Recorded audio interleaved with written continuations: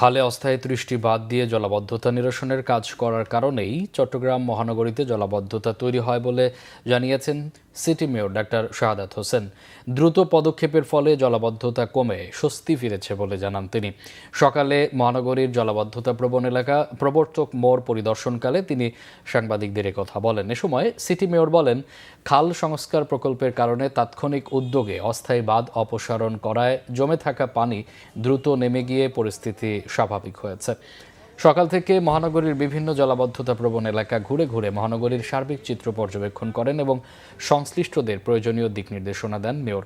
এর আগে মেয়রের নির্দেশনায় হিজরা খাল, জামাল খান খাল এবং মুরাদপুর বক্স কালভার্ট এলাকায় স্থাপিত অস্থায়ী বাঁধ অপসারণ করা হয়। এর ফলে প্রবর্তক মোড়, কাতালগঞ্জ, চকবাজার, জামাল খান, মুরাদপুর ও বহদ্দারহাট সহ আশপাশের এলাকায় দ্রুত পানি নেমে যায়। সামনে বর্ষাকাল আসবে, এই বর্ষাকাল তো একদিন দুই দিন থাকবে না, এই বর্ষাকাল 6 মাস ধরে পারসিস্ট করবে। কাজে এই 6 মাসের প্রস্তুতি নিয়ে কিন্তু কাজগুলো হচ্ছে এবং কাজগুলো করতে গিয়ে এখানে অসংখ্য সময় আসলে ব্যয় হয়েছে। কারণ এখানে অনেক সময় যে বিল্ডিংগুলো ভেঙে দেওয়া হয়েছে সুবিধার জন্য দিয়েছে রিটেনিং ওয়াল করার জন্য।